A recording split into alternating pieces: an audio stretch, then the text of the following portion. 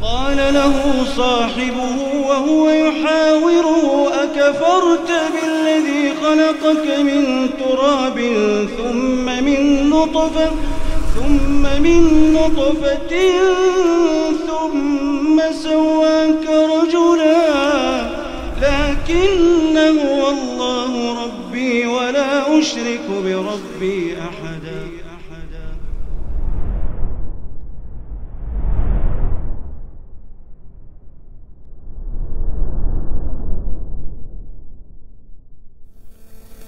Assalamualaikum warahmatullahi wabarakatuh. Innal hamdalillah nahmaduhu wa nasta'inuhu wa nastaghfiruh wa na'udzu billahi min shururi anfusina wa sayyiati a'malina may yahdihillahu fala mudilla lahu wa may yudlil fala hadiya lahu. Asyhadu an la ilaha illallah wahdahu la syarika lahu wa asyhadu anna Muhammadan abduhu wa rasuluhu la nabiyya ba'dahu. فإن أصدق الحديث كتاب الله وخير الهدي هدي محمد صلى الله عليه وسلم وشر الأمور محدثاتها وكل محدثة بدعة وكل بدعة ضلالة وكل ضلالة في النار. أما بعد, insyaallah kita lanjutkan kajian kitab Umdatul Ahkam. Dua hadis hari ini insyaallah, hadis Abdullah bin Abbas dan hadis Abu Sa'id Al-Khudri radhiyallahu anhum jami'an. Ini adalah bab baru sebenarnya dalam Kitabus Shalah, bab awqatin nahi, yaitu bab waktu-waktu yang terlarang untuk sholat.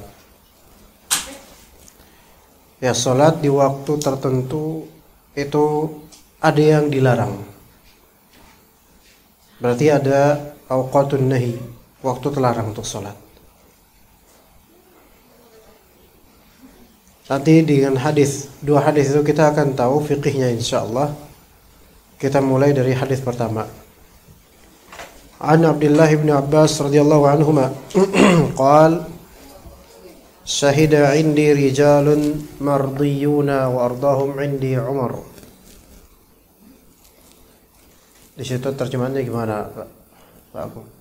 Ada beberapa orang yang diridhoi memberikan persaksian kepadaku. Dan aku yang paling mendapatkan ridho antara mereka menurutku adalah Umar. Taib, Hasan.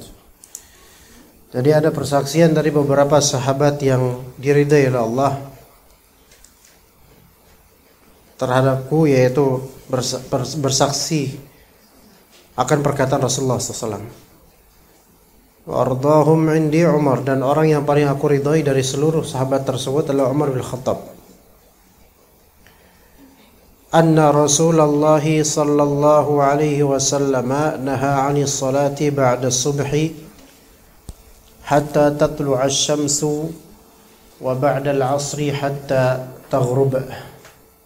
Bahwasanya Rasulullah sallallahu alaihi wasallam melarang salat setelah subuh hingga terbit matahari, dan melarang salat setelah asar hingga terbenam matahari. Itu hadis pertama. Hadis kedua, an Abi Sa'id Al-Khudri radhiyallahu anhu an Rasulullah sallallahu alaihi wasallam qala, dari Rasulullah SAW beliau bersabda, La salata ba'da subhi hatta tartafi'a asy-syamsu wa la salata ba'da al-'asri hatta taghiba asy-syamsu. Tidak boleh salat setelah subuh sampai matahari meninggi, dan tidak boleh salat setelah asar sampai matahari terbenam. Baik. Di sini menunjukkan ada beberapa waktu sholat. Coba kita komparasikan dua dalil ini. Hadis pertama itu kan Rasulullah SAW melarang sholat setelah subuh sampai matahari terbit. Itu namanya tulu'us syams. Nah, kalau kita bandingkan dengan hadis kedua, La salata ba'da subhi hatta tartafi'a syams. Itu ada beda tuh.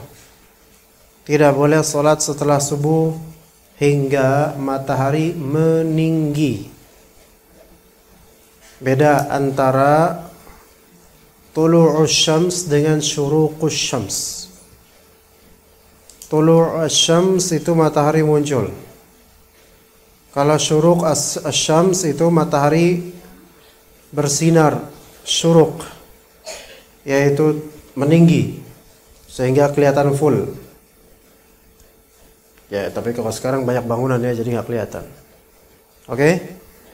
Dari sini berarti ada dua larangan, ada dua waktu yang terlarang. Oke? Yang pertama setelah sholat subuh sampai terbit matahari. Yang kedua juga antara terbit matahari sampai matahari meninggi itu juga waktu dilarang sholat. Itu berarti udah ada dua tuh. Yang pertama setelah sholat subuh sampai terbit matahari. Yang kedua dari terbit matahari sampai meninggi matahari, baru pas meningginya baru boleh sholat. Oke. Kemudian di hadis pertama wa ba'dal asri hatta taghrub, juga dilarang sholat setelah asar sampai terbenam matahari. Dikomparasikan dengan hadis berikutnya wala salata ba'dal asri hatta taghiba syams. Tidak boleh sholat setelah sholat asar sampai tenggelam matahari. Ini sama kok ini mah. Berarti nomor 3, yaitu larangan sholat setelah asar sampai tenggelam matahari. Insya Allah semua udah sholat asar di sini ya. Udah, kecuali yang mungkin halangan maka tidak boleh sholat asar. Berarti sekarang boleh sholat enggak? Enggak boleh. Dilarang. Kapan bolehnya? Setelah matahari terbenam. Alhamdulillah kajian ini telah selesai karena semua sudah paham. Nah, apakah waktu terlarangnya sholat cuma itu doang? Atau ada tambahan? Siapa yang mau menambahkan? Yang nggak boleh. Waktu tambahan kalau ada. Matahari pas di atas kepala, Masya Allah, terbakar dong. Ngepas sehingga tidak ada bayangan. Betul. Sampai kapan? Hah? Ayo. Setelah tergelincir matahari menuju ke arah barat, gitu bahasanya biasa gitu. Tergelincir. Bahasa itu tergelincir, kalau Indonesia biasa gitu, tergelincir. Masya Allah, kayak tibo gitu loh. Ya, bergeser ke arah barat dikit sehingga ada bayangan tuh. Itu kisaran 15 menit. Ini nanti akan kita rinci kok, ya. Berarti sudah ketemu 4 waktu yang terlarang untuk sholat. Oke. 4 dong. Ya udah, silakan kalian diskusi. Saya mungkin mau minum-minum aja. Udah 4, Bu. Yang pertama apa? Setelah sholat subuh sampai terbit matahari. Kedua apa? Antara terbit matahari sampai matahari meninggi. Berapa menit kira-kira? 15 menit. Maka dalam hadis yang kedua itu dikolaborasikan. Setelah sholat subuh sampai matahari meninggi itu nggak boleh sholat, ya. Jadi hadis kedua itu seperti menggabungkan 2 larangan waktu. Oke? Yang ketiga apa? Setelah salat asar sampai tenggelam matahari. Yang keempat, ketika bayangan setara, ketika bayangan tidak terlihat, artinya matahari tepat searah dengan kepala, persis di atas searah, sampai sedikit tergelincir ke arah barat matahari sehingga bayangan ada di ke arah timur. Itu jarak waktunya kisaran 15 menitan juga. Itu dilarang sholat. Itu suara saya kok ada kedengeran? Di mana suara? Gak enak dengernya. Saya nggak suka dengar suara sendiri soalnya. Nah, nggak apa-apa, biar bisa nambah jumlah live yang nonton, nggak apa-apa. Nonton aja tapi jangan pakai suara. Atau juga nggak apa-apa, Kin, sama Putra. Ya habisin kuota sekalian. Oke. Para ulama memiliki beberapa pandangan tentang sholat di waktu-waktu ini. Dari segi hukumnya dulu. Dari segi hukumnya ada dua madhab, ada dua pendapat ulama. Pendapat pertama yaitu makruh. Pendapat kedua boleh. Tuh lihat. Pendapat pertama makruh. Pendapat kedua boleh. Mungkin kita akan curiga, loh, udah jelas-jelas di sini larang kok bolehin, gimana ini menentang sunnah ini? Ya enggak gitu juga. Ya enggak sesimpel itu memang. Pendapat pertama yang memakruhkan itu siapa? Jumhur ulama, mayoritas ulama.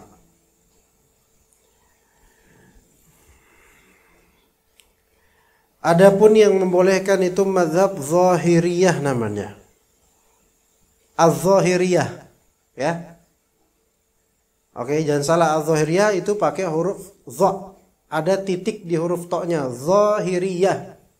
Karena kalau titiknya dihapus, jadi At-Tahiriyah, tebet nanti jadinya. Kamu Melayu. Ya. Oke, Az-Zahiriyah membolehkan. Kalau mazhab jumhur ulama jelas. Kenapa? Ya hadisnya jelas, Bukhari Muslim, larangan jelas. Kalau mazhab Zahiriyah kenapa kok membolehkan? Karena bagi mereka menjawab dengan adanya hadis-hadis yang menghapus hadis-hadis larangan ini. Tapi mereka salah, ya, tidak benar. Tidak ada penghapusan. Yang benar di sini mazhab jumhur, dan itu pun hukumnya apa? Makruh, tidak sampai haram. Tidak sampai haram. Itu yang lebih sahih. Tidak sampai haram. Tapi tetap terlarang gitu ya. Oke. Jadi kalau tetap sholat di waktu itu, sholat yang terlarang tetap boleh. Tetap sah walaupun makruh. Oke, itu dari segi hukum. Kemudian poin kedua. Para ulama juga berbeda pendapat mengenai sholat apa yang dilarang di waktu itu. Di waktu yang 4 itu, sholat apa yang dilarang gitu loh. Masa orang sholat gak boleh gitu kan. Sholat apa terus yang gak boleh?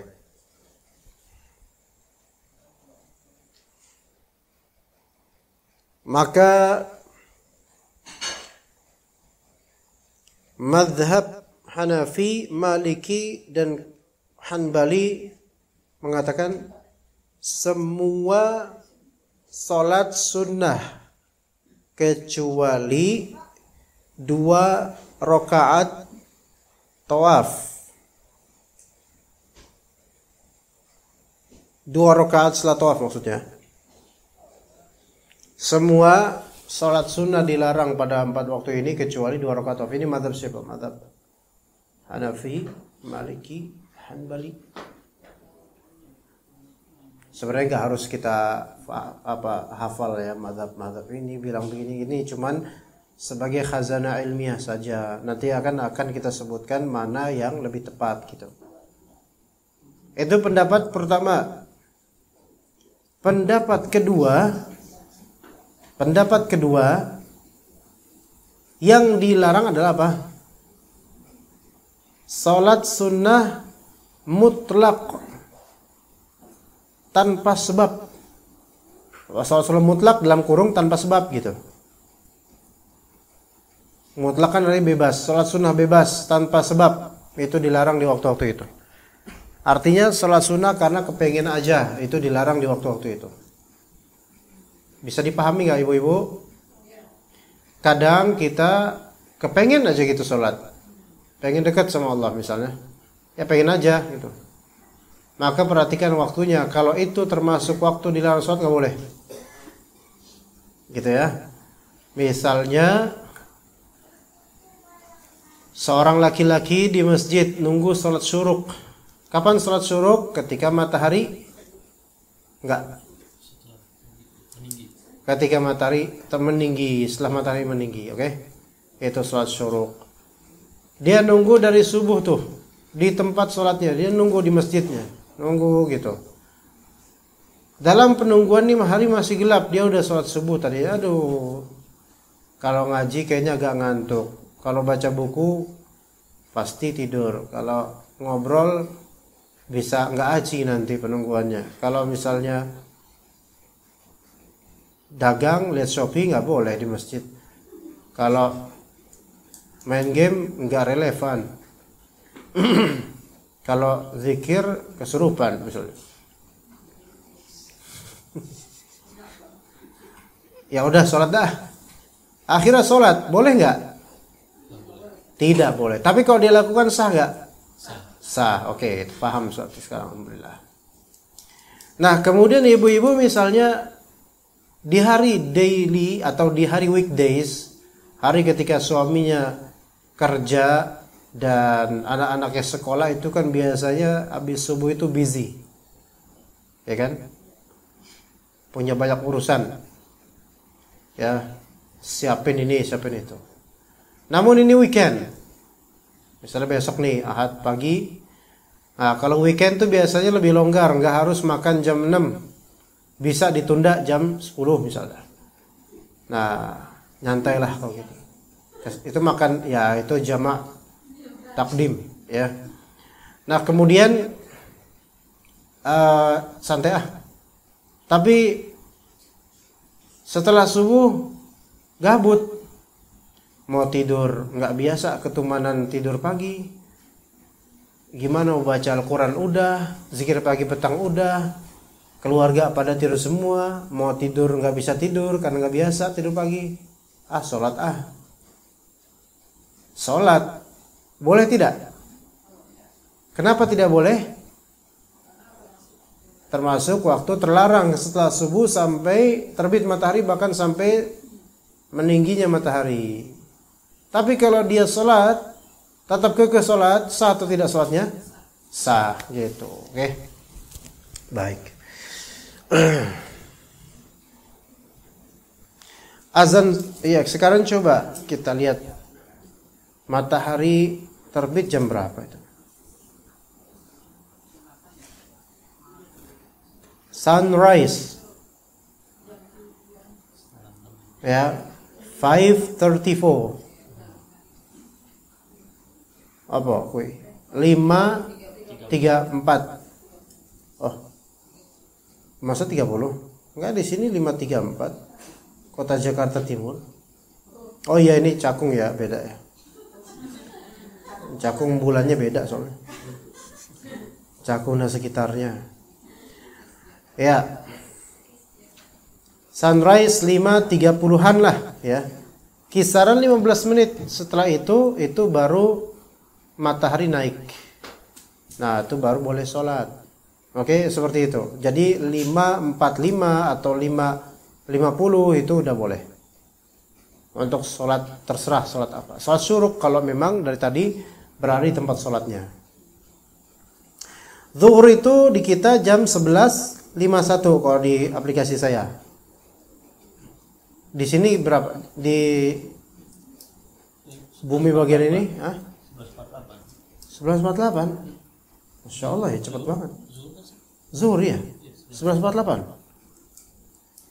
Ini padahal di Jakarta Timur loh, walaupun HP-nya HP Bekasi memang, jadi mungkin agak beda dikit ya. 11.48. Itu kan berarti 11.48 matahari udah mulai tergelincir ke arah barat. Nah, 15 menit sebelum azan zuhur ini boleh nggak sholat? Atau nggak boleh sholat? Boleh nggak? Apa nggak boleh? Nggak boleh. Iya, nggak boleh, termasuk waktu larang. Iya. Nah, jadi paham sekarang nih. Tadi kalau bapak-bapak udah siap-siap mau ke masjid, ya, tapi diam dulu ngeteh terus daripada bengong sholat maka nggak bisa, nggak boleh. Bukan nggak bisa, ya nggak boleh. Tapi kalau dia sholat, ya sah sholatnya. Ya nggak deh. Nama kamu siapa deh? Altof, masya Allah. Mana bapak ibu kamu mana? Oh anak antum pak, masya Allah, anak antum. Masya Allah. Iya ya, agak mirip, subhanallah. Masya Allah. Dimas kemana Pak Joko?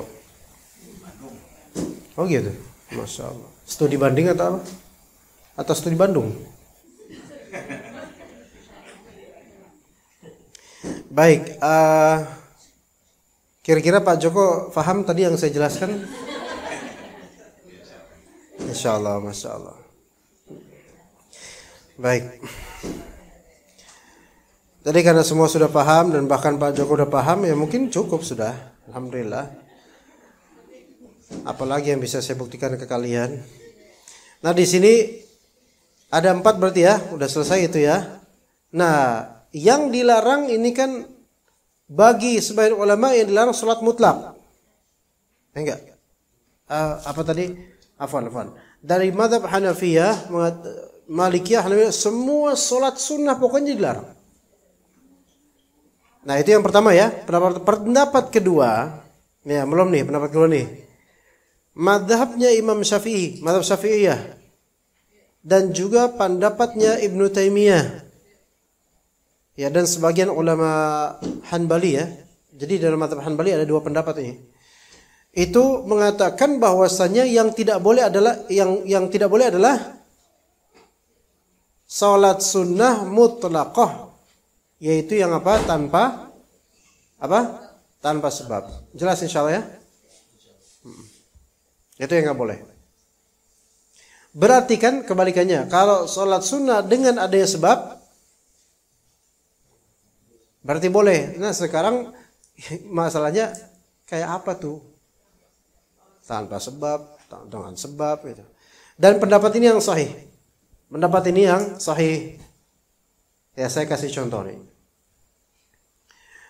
Misalnya seorang ibu, dia weekend habis sholat subuh itu nggak ada kerjaan kan, karena anak suami nggak harus makan cepat. Akhirnya ngajak suami dan anak, ayo kita ke masjid Nurul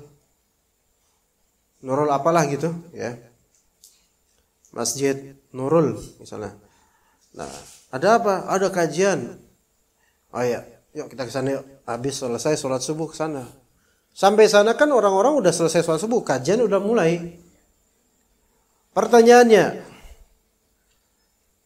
bolehkah ibu sholat tahiyatul masjid pada itu masih habis subuh loh? Ngerti nggak? Boleh Pak? Karena sebab. Apa sebabnya?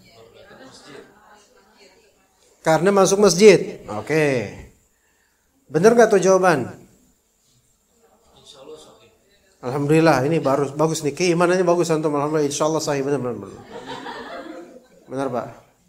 Alhamdulillah. Pak, istri antum ada sini enggak? Istri antum ada sini enggak? Enggak, kalau misalnya ada bisa ana jadikan bahan bulian ini biar enggak Pak. Tenang aja Pak. Oke. Kemudian contoh lain.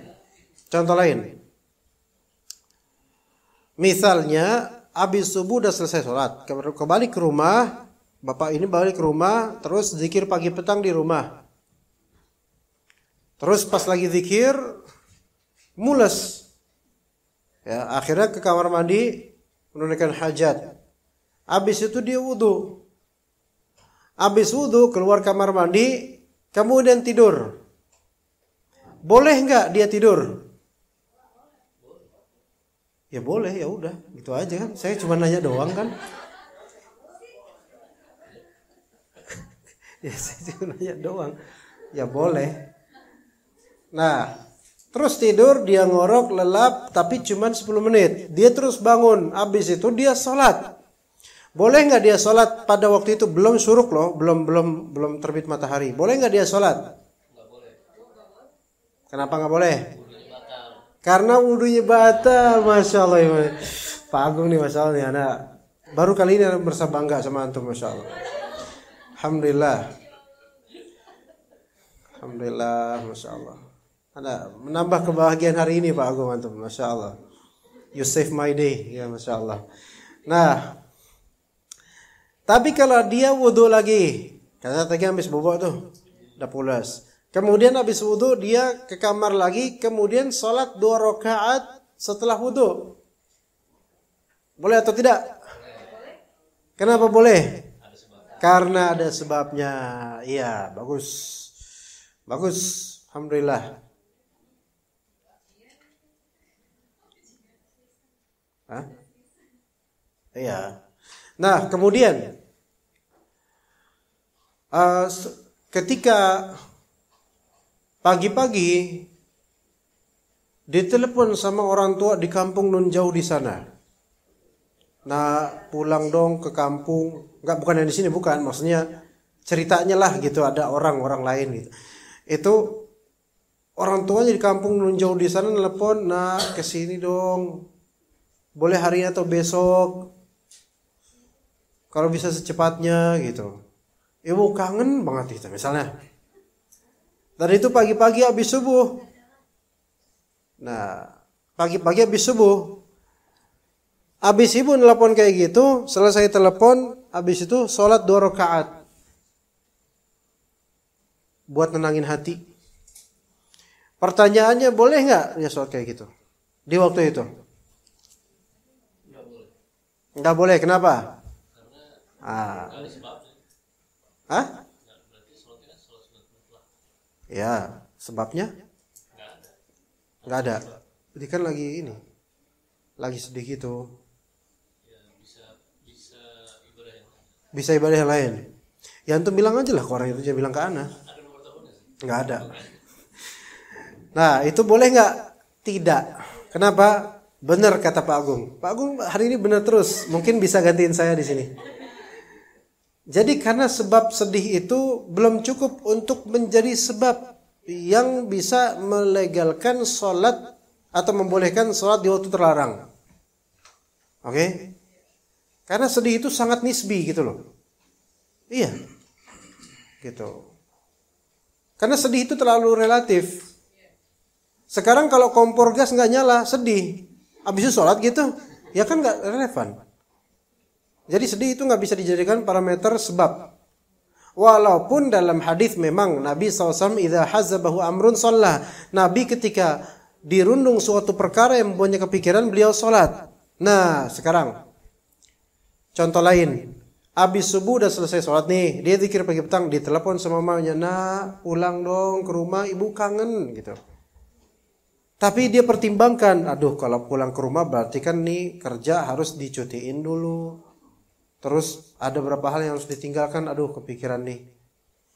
Sholat istikharah Sholat istikharah biar nanti Allah yang pilih, baiknya saya ke ibu, biar saya cuti atau saya pertahankan pekerjaan yang wajib. Sama-sama wajib sih, cuman mana bagi Allah yang terbaik, saya istikharah. Ya terus sholat Allahu Akbar, niatan istikharah. Pertanyaannya, boleh nggak? Bentar bu, Pak Agung dulu bu, bentar Pak Agung. Saya nunggu sampai salah soalnya. Boleh. Aduh, bener lagi. Iya, boleh. Kenapa? Karena ada sebab, yaitu permasalahan yang membuatnya kefikiran ini yang karena Nabi idza hazabahu amrun shalla. Nabi SAW kalau ada hal yang membuatnya terkurung atau terfikirkan, maka beliau sholat apa? Sholat istikharah dan semisalnya. Gitu ya. Boleh jadinya. Kayak sekarang nih, ya, sekarang gitu loh. Tiba-tiba ada hal yang harus dipertimbangkan tiba-tiba dan harus diputuskan dalam waktu dekat. Kepikiran, sholat istikharah. Boleh sekarang. Walaupun ini waktu terlarang, tapi yang terlarang itulah sholat tanpa sebab. Gitu, ya. Wallahu a'lam, seperti itu. Kalau tahiyatul masjid, maka itu boleh kapanpun, selama memang masuk masjid. Tapi kalau masuk masjidnya versi berulang-ulang, ya seperti marbot, lagi ngepel masjid, ya enggak tiap masuk masjid terus sholat duluan, ya enggak habis-habis atuh. Ntar ngambil air lagi, balik lagi, sholat 2 rakaat dulu, ngambil air lagi, ya salam. Enggak kalau itu mah. Itu kan bukan dalam rangka memang mengkhususkan masuk masjid, melainkan memang tujuannya membersihkan masjid. Begitu. Oke. Baik, sekarang pertanyaan. Sekarang ada masalah ya. Ada masalah. Poin yang ketiga. Poin ketiga. Kita sekarang fokus coba di larangan yang setelah subuh itu. Larangan yang tadi ya. Setelah sholat subuh, yang setelah subuh itu. Ya, nomor berapa itu? Poin nomor berapa tadi larangan itu? Ke 1 dan kedua ya? Ke 1 ya? Subuh sampai terbit matahari kan? Ya, baik. Larangan sholat subuh. Larangan sholat setelah subuh sampai terbit matahari. Itu dimulai larangan itu dari kapan gitu loh. Ini yang menjadi masalah. Dari kapankah larangan itu dimulai? Satu, ada dua pendapat. Pendapat pertama dimulai dari munculnya fajar kedua.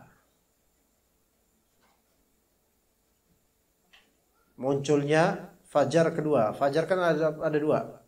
Fajar kadzib itu dan fajar shadiq. Fajar kadzib itu sebelum azan itu biasanya. Dan fajar shadiq itu menunjukkan udah masuk waktu subuh berarti azan itu.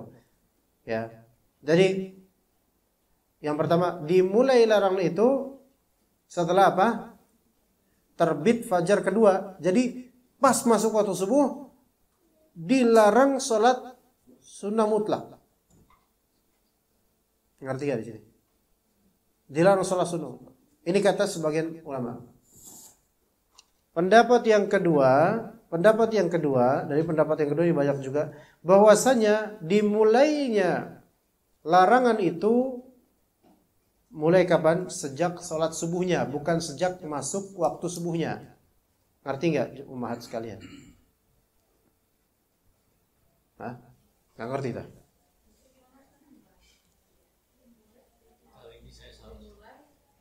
Kali ini antum nggak bisa jawab Pak Agung. Ya, ini yang saya tunggu memang. Jadi gini, kan tadi nomor pertama itu kan kita ada waktu di dalam sholat, ya. Dari waktu subuh sampai terbit matahari atau meninggi matahari itu jangan sholat gitu kan. Larangannya ini dimulainya kapan? Larangan ini. Apakah larangannya dimulai pas waktu subuh? Maka nggak boleh sholat mutlak. Ngerti? Ya, sejak azan subuh dilarang sholat mutlak sampai terbit matahari. Adapun sholat subuh emang wajib kan gitu. Dan sholat 2 rakaat setelah subuh, sholat 2 rakaat qobliyah subuh emang ada contohnya. Kalau ini kan dikecualikan. Selain dari 2 itu maksudnya. Itu ada ulama berpendapat gitu loh. Yang pertama itu. Di antara ulama Hanbali berpendapat seperti itu. Itu pendapat pertama. Pendapat kedua, dimulai larangannya setelah antum sholat subuh. Baik antum sholat subuh di awal waktu atau antum morot dikit gitu loh. Bisa terlambat dikit, kemudian baru sholat subuh jam 5:10. Wah, itu udah lumayan tuh. Ya, berarti setelah antum sholat subuh baru nggak boleh itu. Nah, kalau ikut pendapat yang kedua, dan pendapat kedua ini lebih tepat, dimulai larangannya setelah sholat subuh, bukan setelah masuk waktu fajar. Artinya kalau pakai pendapat ini, antara azan sama qomat subuh, maka boleh-boleh saja antum sholat tambahan mutlak, gitu. Paham ya? Nah, kasih contoh. Nah, sebelum anda kasih contoh, anda berikan sampel di antara ulama mazhab Hanbali itu ada yang melarang hal yang cukup janggal mungkin bagi kita. Begini, ada hadis Nabi SAW, riwayat Abu Dawud dan Tirmidzi, disahihkan oleh Al-Albani walaupun ada yang mendhaifkannya. Hadis Ibnu Umar. Kata Nabi SAW, la salata ba'dal fajri illa sajdatain. Tidak ada salat setelah terbitnya fajar, masuk waktu subuh, kecuali 2 sujud. Apa itu 2 sujud? 2 rakaat, yaitu sunnah qobliyah subuh. Itu kalau sholat subuhnya ya jelas wajib. Artinya kata Nabi sini tidak boleh ada sholat setelah terbit waktu subuh kecuali 2 rakaat qobliyah subuh. Sampai sini paham nggak hadis ini? Nah, begitu. Nah, berangkat dari hadis ini, beberapa ulama dari mazhab Hanbali mengatakan, kalau antum sudah sholat 2 rakaat qabliyah subuh, nggak boleh lagi antum sholat apapun selain sholat subuhnya. Gimana? Paham? Perkara lebih detailnya gini nih. Enak banget tuh kertaknya tuh, asik banget. Nah, gagal fokus saya. Misal sholat bapak-bapak nih, sholat qabliyah subuh di rumah, oke? Ya. Dan masjid yang mau dia kunjungi nanti itu antara azan iqamahnya itu 10 atau bahkan 15 menit. Nah, 2 rakaat di rumah, kemudian dia berangkat ke masjid masih mendapatkan masih 7 menit. Oke? Dia mau ngapain terus? Tahiyatul masjid kan? Nah, bagi ulama yang mengatakan hanya boleh 2 rakaat saja di waktu fajar itu, nggak boleh tahiyatul masjid. Paham nggak bahwa di sini? Walaupun ada sebab, gitu ya. Itu pendapat, ada pendapat. Makanya Syekh Shalih Al-Fauzan itu kan lebih condong ke mazhab Hanbali dan mengacu pada hadis ini. Kalau antum nemu fatwa nanti dari ulama Saudi rata-rata Hanbali yang mengatakan tidak boleh kalau udah sholat 2 rakaat di rumah, 2 rakaat lagi nggak boleh ada di masjid. Nggak tahu pernah dengar apa enggak ada fatwa itu, tapi ada itu. Tapi itu nggak populer di Indonesia. Kenapa? Karena rata-rata memang orang-orang nggak sholat di masjid. Ya nggak sholat di masjid ya gimana mikirin sholat qobliyah di masjid aja kagak. Nah gitu, oke.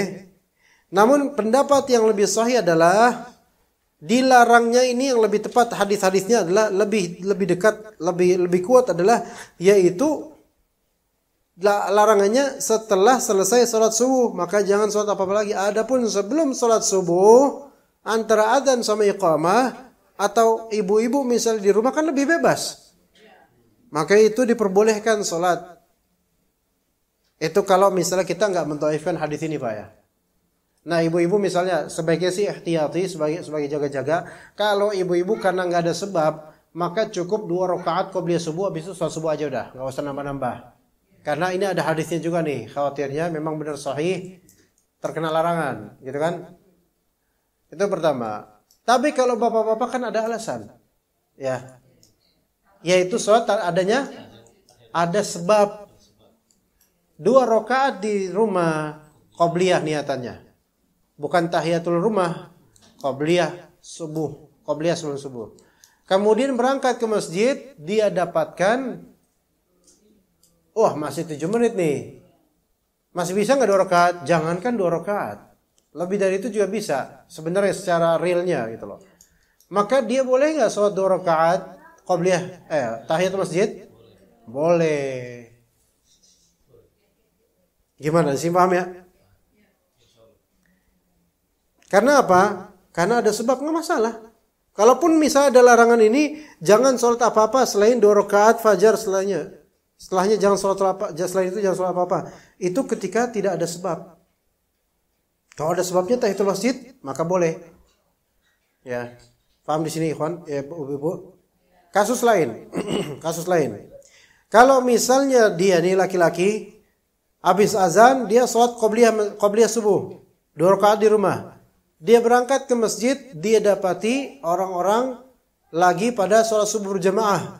Apakah boleh dia sholat 2 rakaat tahiyatul masjid? Ayo Pak, jangan-jangan kali ini salah nih, jangan-jangan antum nih. Oh nggak boleh, alhamdulillah benar. Karena apa? Udah mulai sholat jamaah, wajib sholat berikut sholat berjamaah. Nggak boleh, ya nggak boleh. Ya, kalau udah ada diqomahkan, kalau udah ada berdiri tegak sholat jamaah, maka semua sholat sunnah harus dibatalkan, kecuali yang tersisa sedikit ya. Kasus lain, mau saya kasih kasus lagi nggak Bu? Orang biasanya kan nggak nyari masalah, ini malah minta masalah. Masalah berikutnya, bapak-bapak dan ibu-ibu, kok kayak pengumuman ya? Bapak dan ibu misalnya berduaan berpasangan ke masjid pas dengar azan subuh. Jalanlah mereka berdua ke masjid dan meninggalkan anak tidur di rumah. Pertanyaannya, bagus nggak kayak gitu? Nggak bagus. Ah itu masalah tuh. Itu yang saya kasih tuh masalah tuh. Ya Bu Pak ya. Ya udah itu aja masalahnya. Kalau misalnya Bapak Ibu ke masjid subuh, kemudian nah kan ada jeda waktu tuh 10 menit nih atau 15 menit.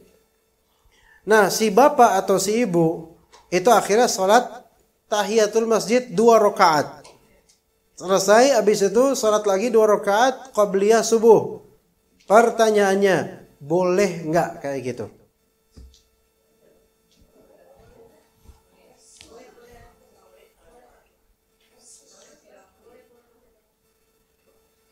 Masih ada waktu?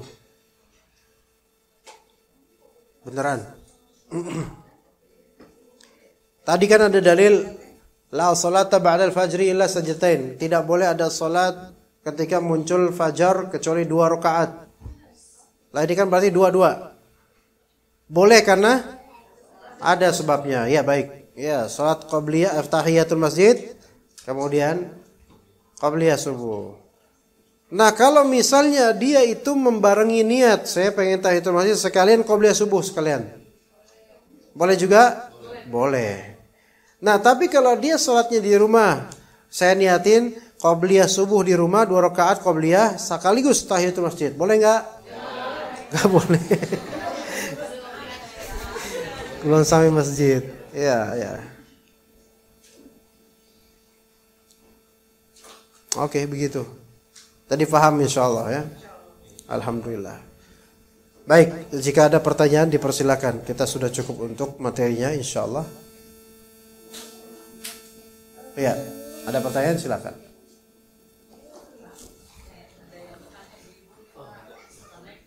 Waalaikumsalam. Oh iya, biasa Bu, nggak apa-apa Bu. Iya Bu. Baik. Salat sunnah fajar dengan salat sunnah qabliyah fajar bedanya apa? Ya bedanya ada tambahan qabliyah sama enggak. Sisanya sama. Iya. Sama Bu, itu sebenarnya sama, ya. Itu sama, oke? Cuman pengistilahan aja, sama. Iya, sama. Salat sunnah fajar sama salat qabliyah fajar sama. Qabliyah subuh itu semua istilah itu sama. Begitu Bu. Ada lagi? Kalau ada silakan. Boleh di luar tema nggak apa-apa. Misalnya nanya tentang Apa hukum menaikkan harga barang misalnya apa? Silakan. Belum di-share ini. Yuk. Yuk.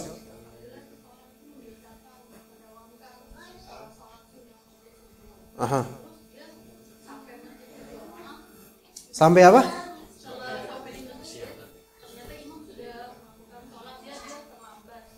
Ya. Boleh. Boleh. Karena di zaman Nabi SAW juga pernah melihat hal itu. Setelah beliau selesai sholat jadi imam dan para sahabat selesai sholat subuh, tiba-tiba ada satu sahabat yang berdiri kemudian mau sholat lagi. Maka kata Nabi, ya akhi, subuh itu cuma 2 rakaat. Ya, maka kata dia, ya Rasulullah, saya tadi belum sempat sholat qabliyah, sholat sunnah fajar belum sempat. Maka ya Rasulullah biarkan. Maka ini menjadi apa? Sunnah takririyah namanya. Maka diperbolehkan walaupun setelah sholat. Nah ini namanya qadha, itu namanya kan qadha. Mengqadha sholat sunnah. Mengqadha sholat itu boleh di waktu terlarang. Kalau memang sempatnya ketika itu. Ya. Saya ulangi ya. Boleh mengqadha sholat apapun di waktu terlarang kalau memang sempatnya ketika itu. Kenapa Pak Agung kalau lihat anak kayak nggak percaya gitu? Termasuk yang qabliyah asar juga, Ustaz? Iya. Iya. Waalaikumsalam. Bentar Bu, saya belum selesai urusan sama beliau. Ini saya lagi ada urusan sama beliau. Bentar dulu Bu. Beliau masih kayak curiga gitu sama saya. Ya. Tapi misalnya gini, Ustaz. Sholat zuhur nih. Nah. Nggak dapet. Aha. Biasanya nggak dapet. Tapi baru ingat setelah asar. Boleh, dia qadha di waktu asar. Rasulullah pernah kayak gitu. Rasulullah itu pernah dapat tamu sampai entah qobliyah atau ba'diyahnya zuhur, itu baru beliau tunaikan setelah selesai sholat asar. Karena kesibukan beliau dengan menerima tamu, karena ada hajat. Boleh. Iya, boleh. Tapi kalau itu kekhususan untuk Rasul. Enggak khusus. Untuk kita boleh. Selama memang benar dia sibuk. Jadi sibuk tamu gitu loh. Boleh. Gitu. Dan ini khusus sholat qabliyah, sholat rawatib. Iya, boleh sholat rawatib, sholat malam, sholat sunnah, iya sholat sunnah. Gitu. Sholat wajib nggak boleh. Sholat wajib malah lebih harus lagi. Mengqadha'nya segera malah. Mau enggak mengenal waktu terlarang kok itu mengqadha' sholat wajib itu lebih lagi. Kata Nabi SAW, man nama an salatin aw nasiha falyusalliha idza dzakaraha. Barang siapa yang ketiduran atau lupa sholat fardu, maka dia langsung segera sholat ketika dia ingat atau kebangun dan ingat. Yang parah ini udah kebangun gak ingat. Gitu. Jadi harus segera, nggak mikir, oh ini waktu orang sholat, enggak, daripada nanti mati duluan, cepetan. Gitu. Sampai sekarang udah percaya Pak mana? Alhamdulillah. Iya, alhamdulillah, urusan selesai yang Pak Agung. Ya, silakan Ibu tadi mau nanya, silakan. Ya. Dua-duanya mau sholat wajib atau sholat sunnah. Kalau sholat sunnah itu ada uzur. Kalau maksudnya nggak melakukan di waktunya karena uzur, ada tamu, karena BAB lah, atau mungkin ketiduran atau kelupaan dan udah biasa sholat sunnah itu boleh. Adapun kalau mager ya enggak. Ada uzur, baik uzur karena sesuatu di luar di eksternal atau internal diri. Internal tuh kayak lupa, kayak BAB, atau eksternal ada tamu. Gitu. Ya nggak apa-apa, bareng-bareng aja, sok bareng-bareng aja sok. Mic-nya bu. Biar nggak batuk pakai mic aja, ayo. Assalamualaikum Ustaz. Waalaikumsalam. Biarin nggak hidup nggak apa-apa bu, yang penting pakai mic. Ayo. Bolehkah Ustadz menggabungkan dua niat sholat, umpamanya sholat isya, rawatib isya, abadah isya, Ya. dengan sholat witir Ustadz? Mungkin Enggak. kecapean. Enggak bisa Karena dong. saya pernah ada Ustadz bilangnya boleh, tapi ngerjakannya, cuma saya agak ragu. Kalau banyak sholat rawatib, Hah? jadi 3 rakaat gitu. Oh, itu Jadi witir nanti dong. dengan 2 kali salam Ustadz. Ya itu nggak masuk tahajud Bu, nggak masuk qiyamul lail. Beda Bu, itu bukan qiyamul lail. Ya Ustadz. Ya, Jadi tuh. gimana Ustadz penjelasan? Ya, Ya nggak boleh. Nggak, saya baru ada orang kayak gini Bu, jadi saya nggak tahu. Iya, saya juga baru dengar sih. Coba bisa didatangkan ustadznya ke sini mungkin biar kita bisa ngobrol. Nah jadi gini, namanya rawatib ya rawatib. Itu sunnah yang menyendiri dia. Witir juga sendiri. Dari bilangannya aja udah beda, gitu loh. Ya, kalau dikatakan boleh, jadi kita tuh baru bisa disebut sholat malam kalau udah selesai ba'diyah isya, gitu loh. Baru itu sah sebagai disebut sholat malam. Tapi kalau emang kita meninggalkan ba'diyah isya karena sunnah, kita nggak wajib lakukannya. Dia mau langsung sholat malam, dia niatin sholat malam, bukan sholat ba'diyah isya. Jadi sholat dulu ba'diyah isya 2 rakaat selesai. Kalau dia mau lanjutin sholat malam, maksud saya itu witir, ya itu witir sendiri gitu. Adapun kalau misalnya saya pengen witirnya versi 2-1, maka 2 ini masuk ke qiyamul lail, bukan masuk ke rawatib, nggak digabung. Karena rawatib ini kan ada essence tersendiri, dia ada fadilah tersendiri Bu. Karena gini, namanya sholat malam itu sholat yang terpisah dari sholat fardu. Dan sholat rawatib itu sholat yang nempel sama sholat fardu. Jadi nggak bisa disamakan itu. Nggak bisa. Ibu percaya kan sama saya? Berarti sama sama Pak Agung. Kalian berdua kok percaya gitu loh sama saya. Ya begitu. Ya jadi silakan setelah rawatib. Kalau memang meninggalkan rawatib pun nggak masalah. Ibu mau langsung sholat. Tapi nggak, ini kurang beradab. Gitu loh, kurang relevan. Kalau mau langsung witir. Ya 2 rakaat dulu lah ba'da isya gitu, baru setelah itu witir. Mau 1 rakaat ke, 3 rakaat ke, ya gitu. Kan witir kan maknanya ganjil dan rawatib wajib genap. Ini beda.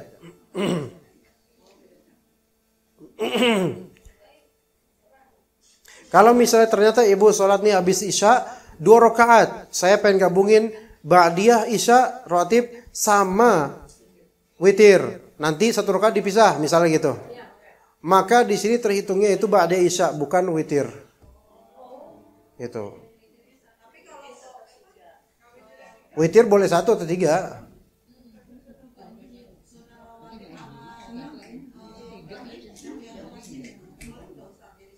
Boleh, kalau itu boleh. Boleh. Ya, boleh. Sholat duha boleh.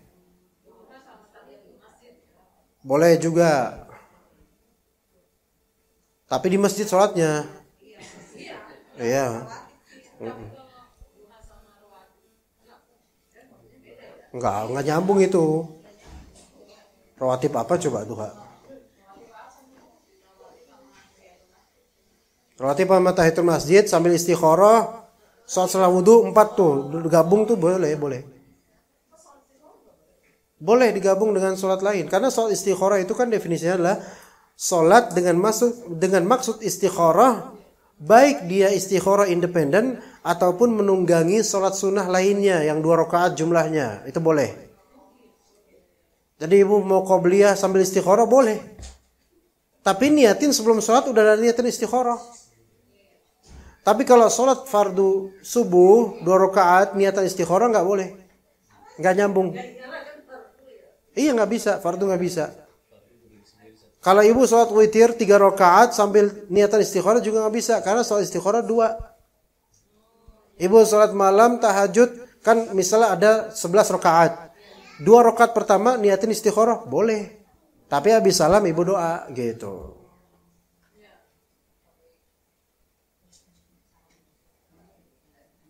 Kalau misalnya ibu niatin sholat istikharah 3 rakaat witir, setelah witir ibu doa istikharah, ini tidak ternilai istikharah, ini ternilai doa biasa. Masuknya doa biasa, doa setelah sholat witir gitu boleh. Ya boleh sebagai doa, tapi tidak sebagai istikharah. Kalau doa setelah witir, sholat witir itu sebenarnya lebih baik dibaca saat sholat apa setelah sholat? Bacaan. Oh, saat sholat itu berarti maksudnya sebelum salam.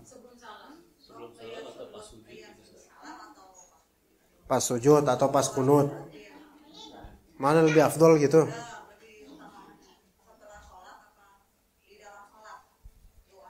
Ya.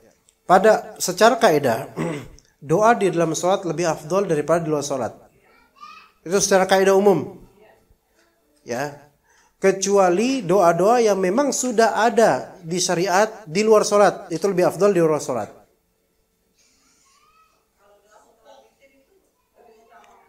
Doa salat witir kan subhana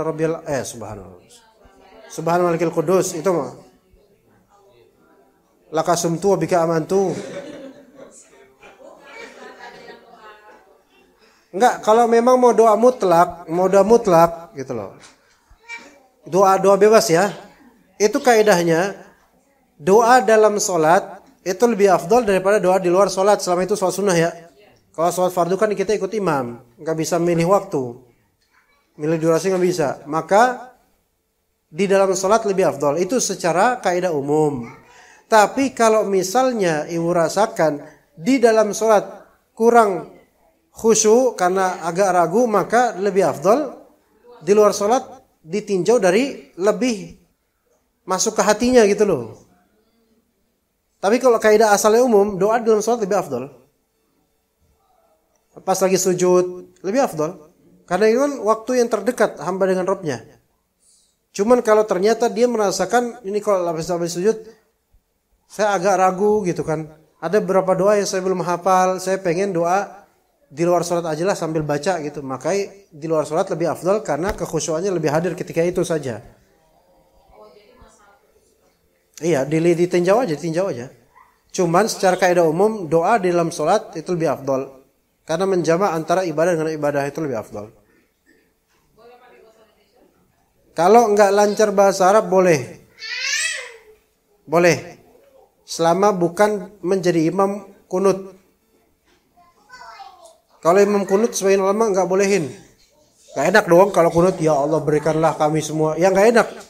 Jemaah mau ngaminin, lah aku pakai bahasa Indonesia gitu kan. Tapi kalau memang enggak bisa bahasa Arab, secara siri di dalam sholat pakai bahasa Indonesia silakan. Diperbolehkan dengan bahasa yang baik. Cuman lebih afdol tentu pakai yang ada di Al-Quran Sunnah. Kalau pakai bahasa Arab ibu memang ngerti, tetap nggak ngerti kan? Nah itu kan ada di Al-Quran Sunnah. Itu lebih afdol. Kalau pakai bahasa Indonesia kan ibu ngarang sendiri. Ya Allah saya pengen jilbab. Coba ada nggak di Al-Quran Sunnah saya pengen jilbab? Nggak ada. Gitu. Itu ada pertanyaan nggak di online Pak? Hah? Nggak ada. Di sini aja. Udah jam segini loh. Hah? Nggak baru makan apa? Dua lagi cabangnya banyak. Silakan Bu. Nggak pakai suara nggak apa-apa Bu. Yang penting nanya. Iya. Assalamualaikum Ustadz. Waalaikumsalam. Ini ada 2 pertanyaan dari Mama nih. Nah, itu kan ada cabangnya kan? Ayo, silakan. Kalau sholat subuh kesiangan ketiduran kan ada waktu terlarang. Boleh? Boleh. Boleh tetap. Waktu itu batas waktu duha itu sampai jam berapa? Pertanyaannya ya, apa Bu? Jadi gini Ustaz, kalau subuhnya kesiangan nih ketiduran, Kan ada waktu terlarang. gitu pas bangun di waktu terlarang, boleh kan? Berarti masih dalam waktunya itu atau bukan boleh, emang harus Bu. Bu, bentar Bu. Itu kan yang mana orangnya? Oh, di balik tirai. Itu kan ya. itu kan waktu terlarang kan masih waktu subuh, Bu. Bukan boleh lagi, emang dia harus sholat di waktu itu. Jadi nggak apa-apa. Jangan, waduh, waktu terlarang nih, saya nggak sholat subuh ah. Nah terus kapan dong ente sholat subuh? Emang ibu-ibu ini kadang-kadang emang ya. Bukan boleh, Bu, harus. Ya Bu, silakan Bu. Apa? Batasan sholat duha. Waktu tepatnya matahari di atas. Itu baru nggak boleh sholat duha dan nggak boleh sholat apa-apa. Sholat duha itu dimulai dari waktu matahari meninggi, syuruk, sampai itu tadi tuh yang tadi saya sebut. Matahari tepat meninggi di atas. Itu berarti sekisaran, kalau 15 menit sebelum zuhur. Kalau misalnya sekarang berarti durasi total sekitar jam 5:45 sampai 11:35. Kisaran itu. Berapa jam? Nah itu dihitung lagi aja, Bu. Sebelum waktu zuhur 15 menit, sebelum waktu itu nggak boleh lagi sholat duha. Sholat duha yang paling afdol itu di waktu syuruk. Setelah setelah dia sholat subuh, diam di tempatnya, di tempat sholatnya, nunggu syuruk. Itu dia sholat syuruk, itu hakikatnya sholat duha di awal waktu. Itu paling afdol bagi yang tetap di tempat atau di masjidnya setelah subuh. Bagi yang enggak di tempatnya setelah sholat subuh, yang paling afdol adalah dia semakin panas terik matahari itu semakin afdol. Ya terserah. Tadi ada yang mau nanya lagi kayaknya. Ayo. Assalamualaikum.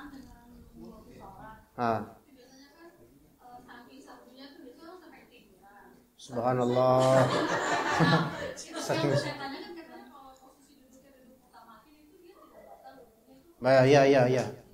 Ya, dalam fikih beberapa mazhab, batasan tidur itu bagi mereka adalah dari sisi pose. Kalau pose mutamakin alias nancep, maka itu tidak batal. Tapi sebenarnya yang secara hakiki enggak, karena sebagian orang posisi nancep pun itu tetap bisa batal. Iya. Bisa aja lelap, dia nancep, nancep gini, blok gitu kan, tegak gitu kayak orang nggak tidur. Tapi udah mimpi kemana-mana, udah ngigo, ngelindur, ngeces, itu tetap aja itu apa? Oh iya. Kalau tertidur ayam-ayaman, nggak apa-apa. Ya itu nggak mas. Rasulullah itu juga tidur ketika dia sebelum subuh itu kan sempat tidur kayak gini beliau. Dan nggak batal karena tidur biasa. Itu nggak mutamakin loh tidurnya. Tes. Halo? Ada sekarat-sekarat dikit. Iya, jadi nggak apa-apa. Kalau misalnya tidurnya sampai pulas, baru batal. Nah, batasan pulas itu syuur dan ihsasnya hilang. Syuur itu di hati, di pikiran, ihsas itu di perabaan, rasa ini. Syuur itu di hati nih, di pikiran. Kalau dia tidur, dia udah mimpi. Dan mimpinya bukan ngebayangin daerah sekitar, bukan, tapi mimpi. Maka ini udah nyenyak.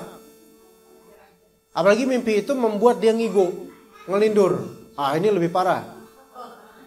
Terus ihsasnya hilang atau ihsasnya hilang. Ihsas itu ya indranya itu udah benar-benar hilang.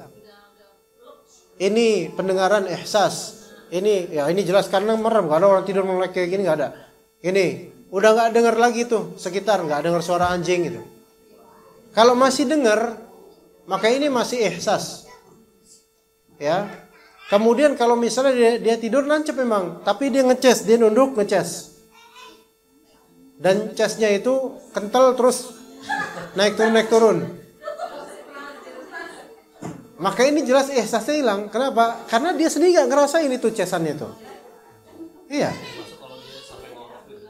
Ngorok relatif. Kalau ngorok ringan, beberapa sahabat Nabi itu ada yang ketika antara maghrib dan isya, ada yang sasarian, terus ada suara ngorok. Bahkan Nabi juga pernah seperti itu, ngorok kecil gitu.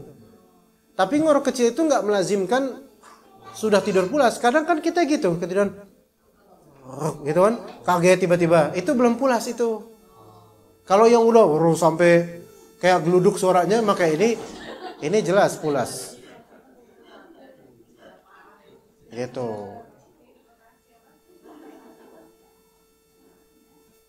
Udah ya? Ya, mungkin sampai sini aja. Kita lanjut pada waktu mendatang insyaallah. Sallallahu ala nabiyina Muhammad wa ala alihi wa sahbihi ajma'in. Subhanakallahumma bihamdika asyhadu an la ilaha illa anta astaghfiruka wa atubu ilaik. Wassalamualaikum warahmatullahi wabarakatuh.